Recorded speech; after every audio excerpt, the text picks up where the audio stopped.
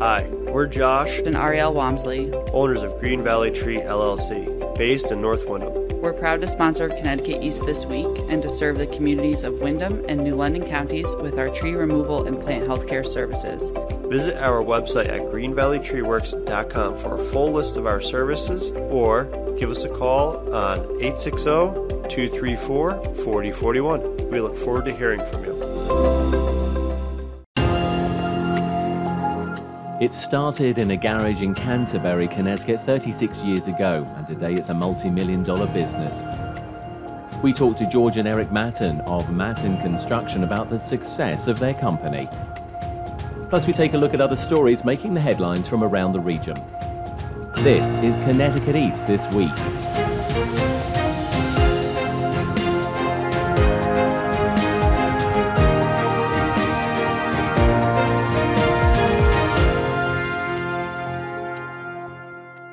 Hello, I'm Brian Scott Smith. On this Labor Day weekend edition, what better topic to discuss than the nation's workers? And we're keeping it local with an interview with father and son team, George and Eric Mattern of Mattern Construction, one of the region's top construction companies.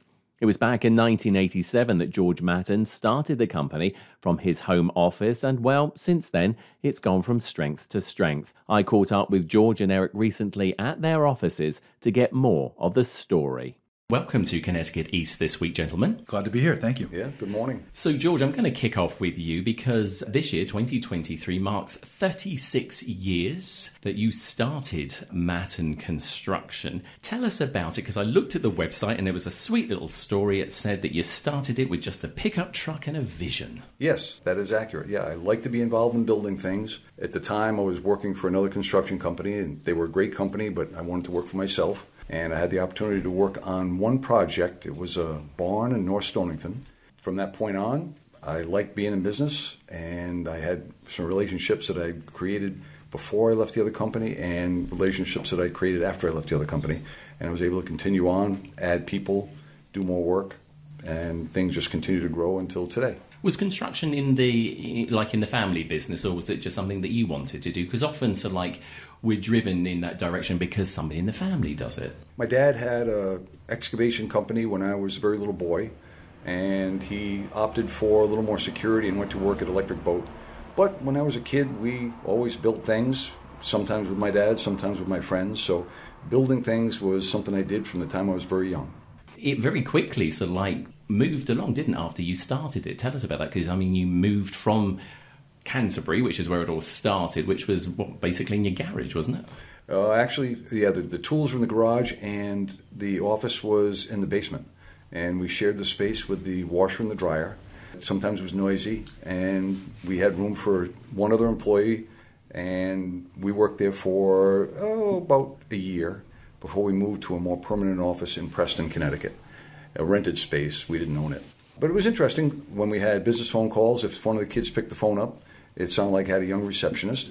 And we had a vendor visit one day, and we had no space in the house. The house was very small, no space for him to come inside to really lay out his wares and show us what he did. So we met at the picnic table out in the yard. So it was very casual, very informal, because I just didn't have any resources to do much more than that. And of course, ultimately, the business found itself to where it is today, where we're recording from. If people can hear a little bit of noise in the background, we are at the offices of Mattern Construction in Baltic. Beautiful offices as well. I want to turn to you, Eric, because your dad's just told us a little bit about how it all started. What do you remember of it as well? Those early days, I was young enough that I don't remember too much of the basement and garage business side of things. I do remember that first office in Preston, it being very small. And in fact, my father and one of our other team members who's here now, Jill Babcock, were both in that office, so we've still got familiar faces from the very beginning. There was one additional stop, a slightly bigger office in Preston just down the street from that first one. And then here was 99 or 2000? 2000, yeah. Yeah, so I'd say stronger memories are from that second office. In fact, there's a picture out in the lobby on the wall of me with I think a paintbrush or something in my hand out in front of that. I think I put my first nail through my hand on the roof of that building.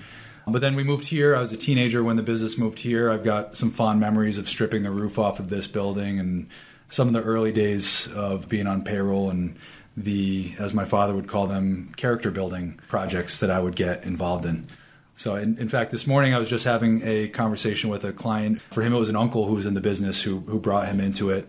And stories came up about uncle, your father, whomever is the owner of the business or an authority in the business. And they think, well, you're the boss's kid, the uncle's kid. You guys have it easy. And really, that's not the case. In fact, it's the opposite. You have to work twice as hard, and you get the worst jobs to do that on for the sake of building character and seeing if you want to stick around. I was going to say, I mean, my dad owned a much smaller construction company back in the UK, and nowhere near as big as Mattern Construction. And yeah, I used to get all those little jobs to do sort of thing. And as you say, it is character building. But what's it like working with family? Because sometimes it can be tough. Yeah, I guess here it's not like the TV shows, but maybe that's why we don't have as much drama here or really any at all. And my father and I get along very well as father and son and as business partners. So, yeah, boy, I'm trying to think. Other than I'm probably a little bit more liberal with the spending of company resources, but I balance that with not being that stereotypical second generation that drives a business into the ground. So hopefully found a happy balance. And outside of that, we get along very well. I've always been pretty conservative because I started with a pencil, and I've always been cautious about spending money and watching every cost. And Eric he does a good job of watching costs, but still building the company and growing the company with the realization that you have to spend some money to make some money.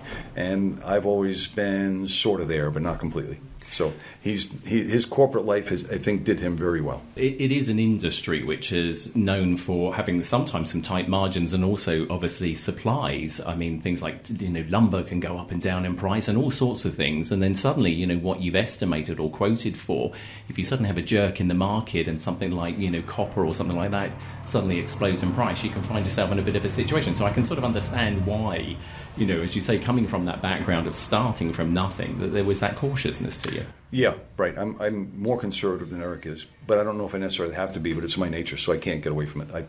I'm a saver. People here laugh at me. Some of the things that I save at the end of a job, they say just throw that stuff away. I just can't do it. It's not my nature. So even though it's probably not the best thing to do, I'm a bit of a saver, and I'm a little more conservative than Eric is, but his vision is going to make the company much better in the future. And to add to that, we're not going to step over $1 to pick up a penny here, but that philosophy from the beginning of everybody doing their part to save a little bit and improve profitability is still something every day that's driven home, field and office both. The more efficiently we work by being able to save, it saves money for our customers, it saves money for us, helping our vendors save money. It's the name of the game, because you're exactly right. The margins are oftentimes not terribly healthy, and we need to do whatever we can to protect those to make sure we can provide the service we say we're going to and still make money to be in business. So as we said at the top of the interview, Eric, you are the president now of Mattern Construction. Dad, George, retired a while ago. How difficult was that to do, George? I'm not quite there yet. It's in transition, but I am able now. Some of the day-to-day things that weren't... I like to build things, and some of the things that you have to do as a president here aren't as exciting to me. So I'm able now to spend a bit more time in the field, to work shoulder to shoulder with some of the guys in the field and work on projects, which I like to do. So I'm free from the day-to-day things that Eric has now taken over, and I like that. And I'm not ready to stop working, but I'll work more in the field and a little less in the office going forward. And Eric, taking over the reins of Dad's empire. So behind the scenes, it was kind of happening before the transition, that was effective the beginning of the year, but slowly over the past few years, it kind of been transitioning that way. But yeah, if he's retired, he's the busiest retired guy I've seen. So he's still very active, working on a number of jobs, but in ways that are more fun. And then the stuff that he's been doing for 30 years here, I've picked up the reins and I'm running with that. But I enjoy it. It's fun. We're in the business of building things, buildings, renovating buildings, structures, but it's a relationship business also, and it's relationships with our customers, with our vendors, with everybody on the team here, the community. So it's business of building, but also a business of people. What's interesting about Mattern Construction, again, when I was doing the research, is you are this big company known for doing these incredible projects, and we're going to be talking about some of those later in the interview, but you also do smaller jobs as well. You will actually do the job for, say, mum and pop and that. Is that usual for sort of like a company of your size? I'm guessing it's not the mainstay of the business, but it seems a little unusual for such a big company to still say, hey, yeah, we'll come and do your window or something like that. I don't know if it's usual. It's probably, I've heard from some that same comment, boy, you guys, you don't say no to some of these smaller projects. And sometimes we do. Sometimes we're just not a fit, and we explain that. We are a business with some overhead that we can't offer the most competitive option. But the philosophy behind always being willing to consider those smaller projects is because it goes back to my previous comment about relationships. It's maintaining our relationship with a customer who may have 30 or 40 years worth of those little projects over time that we can help them with. Or they may have a larger project that comes up over time. Or they may be able to spread the word in the community that, hey, Mattern was able to come and help me replace a couple doors. And then you're building a new building. Why don't you give them a shot? So it's more than just that little project. It's really continuing to build the brand and our presence in the construction community. And George, how important was it to have, I'm going to call it an iconic brand, because to me I think it's quite iconic. I mean, to have this such well-known brand, which obviously has such a good reputation, how important was that for you? For me, very. I think reputation is very, very important to success of a business, and it's just, again, it's another one of those things. I'm a conservative person, but I also take pride in doing the right thing for people, making them happy. Hopefully we make money when we do it. We almost always do, but not always. But that's okay. As long as we do the right thing for somebody, like doing a small project for somebody, that's one of the best forms of advertising we can have, in my opinion.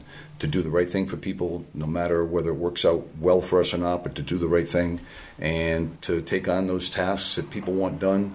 It's not just friends and family, but it's potential customers that we'll work for and do small things for. So I think reputation is very important, and we've done a real good job of maintaining it. We're not perfect. We have made some mistakes, but we will always come back and fix them. That's one thing, one advantage of being around for so long. We've seen so many things and done so many things that if there are any issues, we can fix them and make them right. A lot of services that you offer here as well. I'm just looking through. We're not going to go into all of them, but I mean, so like design building and general contracting and construction management. You've got a big team of people behind all of this, haven't you? Because clearly it's not just a two-person job. Not at all. And the team here is about 35 people and actually growing, which is great. It's reflective of demand for our services. But the team is also comprised of non-staff individuals. So design build, for example, we've got a great network of architects and engineers and consultants that we can bring on. A customer comes to us and says, we want to build this. We have no idea where to start. So we can offer as a professional service some guidance through that process from idea all the way to project closeout if that's the level of service they need. And then through our subcontractor network, our supplier network, there's a whole lot of services we can provide there too for other projects that may not be full design build. The sort of joke is, if you need us to walk your dog, we'll do it. But, it's not really a joke as far as if a customer comes to us and says, is there a way we can work together on this? We try to find a way to make it happen. Looking at just some of the jobs that you've done, it's a real mix. Let's delve into some of these because they're extraordinary, some of these projects that you've done. Gillette Castle, well known, obviously, in eastern Connecticut. Talk to us about that because that's an historic building. I'm sure it comes with its unique set of challenges. Talk us through that, George, if you would, a little bit. Sure. One of the challenges, I've got to know the castle very well. We've done some projects here, and I've been involved in a couple of other ways. But one of the challenges, obviously, is it has to look authentic. Whatever's done there has to fit right in as if it were never done. Our first big project there was a retaining wall that had collapsed at the entrance of the castle, very obvious to anybody who visited. And the challenge there was that wall had to be put back and make it look like it was never taken down. Big challenge. We had the right team to put together to do the job, and it looks terrific today. And since we've done a couple of other stonework projects, we just finished one recently, and in all three projects we've done most recently, everything looks like it was never changed and never touched. It looks authentic. You'd never know work was done recently. Sometimes, of course, you can reuse and recycle materials if they're not so degraded. But what happens in something like a stonework situation where you've got a big loss maybe of materials and you have to try and either find and match it? Talk us through that because that must be a challenge in its own. Very good question. First job, rebuilding the retaining wall. We built a concrete wall as a backup for the retaining wall. We took the original stones, broke them in half, So we had nearly twice as much stone as we started. And that's how we were able to overcome the issue of lost material or broken material, whatever. So that was the architect's vision, was to double the amount of material by breaking it in half so it could be used, and it worked out well. And in the second project we did, it was existing stone that had to be taken down and placed on the ground in exactly the same location it came from in the ceiling of this, called the portico, and put back in the exact same location. So all the stones had to be taken down, positioned, numbered, and put back in the exact same location when we rebuilt things. And it worked out well. You'd never know, looking at it, there was anything done. You must be, I mean, obviously it has to be done. There's that's obvious. But you must be incredibly proud when you see these projects finished. And like you said, you can't tell the difference, but you know what's gone into this. Yes. Yeah. In fact, I feel pretty good about the fact that I've been to the castle quite a bit recently. I feel pretty good about the fact that I look at that wall and I think that wall's been there for 100 years, but I know it's only been there for 3 or 4 years. Proud of the work we do and proud of the team we put together to do it. Let's talk about another extraordinary project. We all know Foxwoods Casino, and you were part of the High Flyer zip line. Eric, did you try it?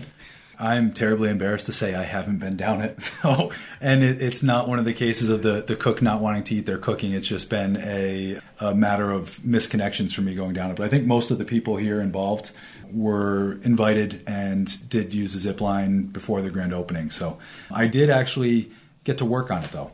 And that was it was an all hands on deck build, especially towards the end. The timeline was tight, and there was a lot of steel that had to be moved up to the tower, and most people would probably look at that and just assume the steel got up there somehow. It wasn't by crane, it was all by hand, and very creatively done to get some big pieces of steel, heavy pieces of steel up there. So I did have the pleasure of having a few mornings start up on top of the tower. It was a lot of fun. It's a lot of fun to drive by and know that my hands have been on some of that steel, and I will get down it someday. I'm so embarrassed to say I haven't been. And as Eric points out, that steel, if you look at that structure, hard to tell because it's 30 stories up, so you really can't tell how big it is. But it's probably the size of several trailer trucks put together. And all that steel had to be taken up an elevator, through a stairwell, and through a couple of doors that people walk through. Not overhead doors, not large doors, through doors that people walk through and out onto the roof and then put in place. So all that steel that you see from the ground all came through a door that a human would walk through. Eric was involved in moving some of it, so were a lot of other people here. But that was quite a challenge. So again, if you ever ride it or if you ever take a look at it from the ground, it's hard to get a feel for how big it is. But everything up there, nothing could be lifted by a crane. It just wouldn't work out logistically. So everything had to be taken through an elevator that people use and through a door that people walk through. Again, the sort of stuff that people just wouldn't know about, but like you said, they see it. But yeah, so they don't know what's, as I say, they don't know what's going on behind it. So, some of this stuff is incredibly labour intensive, isn't it? Also, again, let's talk about another very historic building. It's an old textile mill, Penema Mills Towers. Looks beautiful. If anyone's driven past it, looks absolutely amazing. You guys were part of that as well. Talk to us a little bit about that, because again, 1800s, it dates back so far, and now it's been repurposed into these beautiful apartments. Yes, yeah, and we worked on the 2 towers you see, very obvious when you drive by Penema. And one lucky thing for us in that project, when we talk about the zip line, I'm not sure we'll ever build another zip line. Not that we wouldn't, but that opportunity doesn't come along every day. It's not very often that we get to do the same thing twice and we get much better at it the second time. In the case of the 2 towers at Penema, we did the first one, it worked out fine. And then they said, well, you did a good job on this, how about doing the second one? And at that point, we knew very well what had to be done, and it was much easier the second go-round. And both came out very nice, and you're right, our project was from the top of brick up, which is a big undertaking, and it was in real tough shape. In some cases, huge holes through the roof that had to be repaired, but we put it all back together with good material. That should last a long time. Any jobs you didn't get that you wished you had? Oh, gosh. So that when I first came back to the office, Brian, I came into the office for the first time, it was in estimating. And with any sort of competitive nature, if you're bidding against other people to win a job, you want to win them all. Obviously, we couldn't do them all, but I would say probably too many to speak of. It seemed that there was one year I remember it seemed like we were the only bidder on a number of jobs, and after poring over the estimate, late nights, early mornings, weekends, and our bid would get tossed out because we were the only bidder, just because, per regulations, they had to have multiple bids and that sort of thing. I would say there's dozens and none that really I don't think any that jump out on me, but we joke with our estimating department that they are the engine room of what we do here. The revenue starts in there, and it is one of the most thankless positions that you can have because you have to pore over these plans and specs and put together a competitive bid that beats everybody else but doesn't leave any money on the table and don't miss anything. So make it perfect, and then you submit it all, and then you have to forget about it. It just all that hard work, it just goes away. You might get it, you might not, but you have to move on to the next. So we've got an exciting project coming up. You're getting a brand new headquarters, the former YMCA building in the city of Norwich. Tell us a little bit about that, because I know it's taken quite a while for it to, to come around. There's still a lot of work to do, but why did you want to take that on?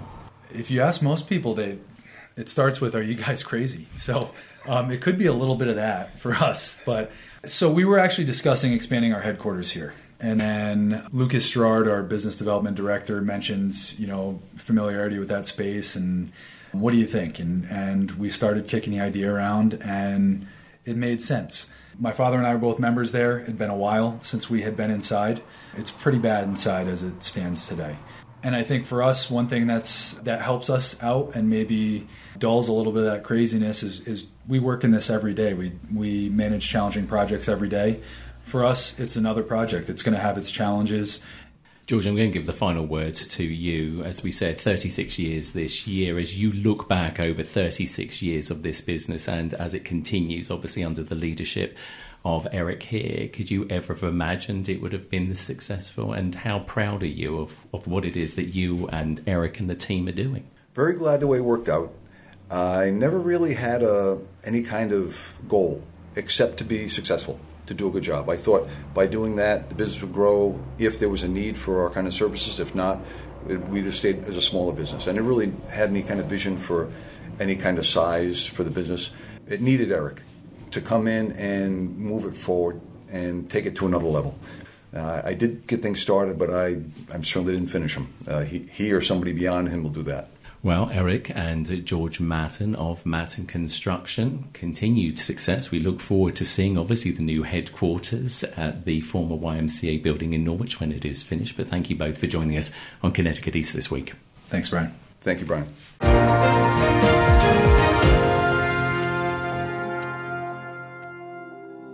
It's hurricane season, and your trees can be damaged by high winds. Green Valley Tree has you covered with our emergency tree service outside of our regular business hours. We offer emergency tree service by bucket, crane, and climbing for residential, commercial, and even municipalities across eastern Connecticut. From full tree removals, uprooted or broken trees, to broken, hung up, or fractured tree limbs. Call our emergency hotline on 860-966-5710 or visit our website at greenvalleytreeworks.com.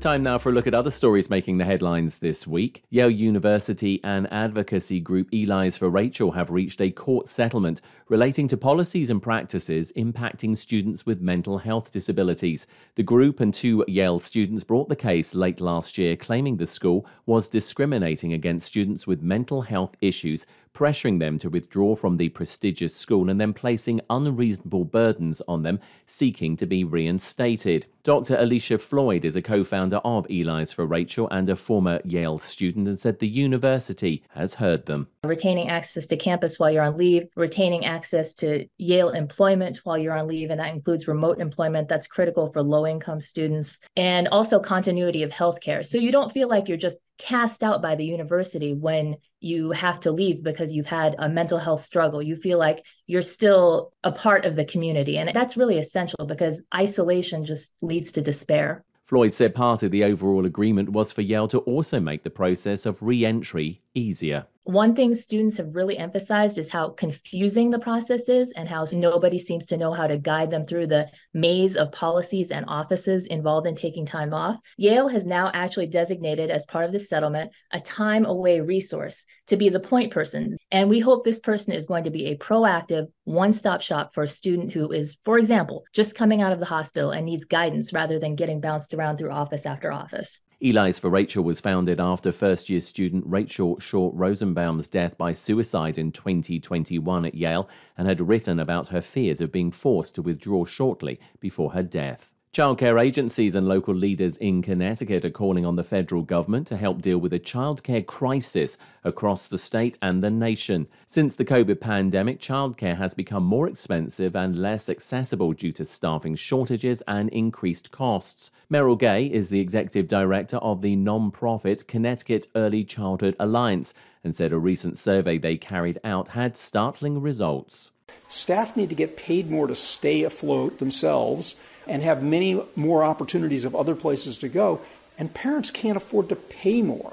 If you look at the market rate for preschool and infant toddler care, if you've got one of each, it's $31,000 to pay for market rate childcare. That's more than what people are paying for a mortgage. The Alliance survey of 227 childcare-based programs in the state showed less than a third of childcare centres had a positive cash flow, and over 70% of centres were short-staffed, meaning they were unable to provide services as they do not meet state-mandated staff ratios of one person for every 10 children. May Flexer is a state senator for the 29th district and says the state and the federal government needs to do more. How critical access to childcare is, how it's keeping people out of the workforce now, how childcare providers are having such a hard time maintaining their staff because they can't compete with all of these other industries who also have vacancies and they can just charge more. The childcare industry can't charge families any more than they already are. It's just a completely broken system. U.S. Senator Richard Blumenthal has joined colleagues to urge President Biden to invest $16 billion to alleviate the childcare crisis and pass new laws that would invest a further $25 billion over the next 10 years to fund childcare in the country and to cap childcare costs for families in need to just $10 a day. As kids prepare to go back to school, Connecticut libraries say they're ready to help their eager minds learn. Edwin J. Vieira of the Connecticut News Service has this report. In addition to vast catalogs of books and films, libraries across the state provide access to academic tools like Khan Academy, FactMonster, and Tutor.com. In the wake of the COVID-19 pandemic, many libraries have also worked to bring people together through different programs like book clubs. Scott Jarzumbach with the Connecticut Library Association says newer programs are starting to focus on bridging the digital divide. In communities where e-governance has become so important, which is using technology from doing everything from checking your child's grades to signing up for a building permit, making sure that everybody in our community has access to the internet and the equipment to be a part of our community. He notes there are a lot of programs being launched this fall at Connecticut libraries. They include game nights, knitting groups, and other weekly activities. People can find more information on their local library's events calendar. I'm Edwin J. Vieira. And the Eastern Connecticut State University Foundation Incorporated has received one of the largest estate gifts in the university's history, with upwards of $500,000 from the Everett W. Yapps estate. The gift is being used to fund the Wendy Taylor and Everett W. Yapps Memorial Endowed Scholarship, which is being presented for the first time this year. Yapps, who passed away in 2020, joined his wife Wendy in wanting to support music students at Eastern. Wendy graduated from Eastern at the age of 57 with a degree in business administration, later earning a second bachelor's degree in music in 1987. Music major Aidan Reese of Stafford Springs is the scholarship's first recipient, which is awarded to students who have demonstrated a commitment to pursuing the study and performance of classical music. Reese said he was honored to be recognized and to receive the first scholarship. Eastern's chair of the Department of Music, Anthony Cornicello, said they plan to offer the award to outstanding incoming students to draw them to Eastern and help them through their 4 years at the school.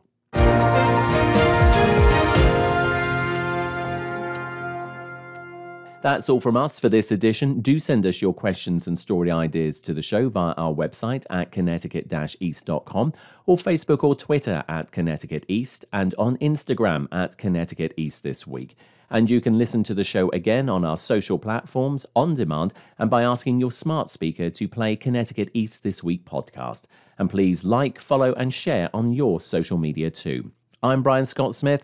Thank you for listening.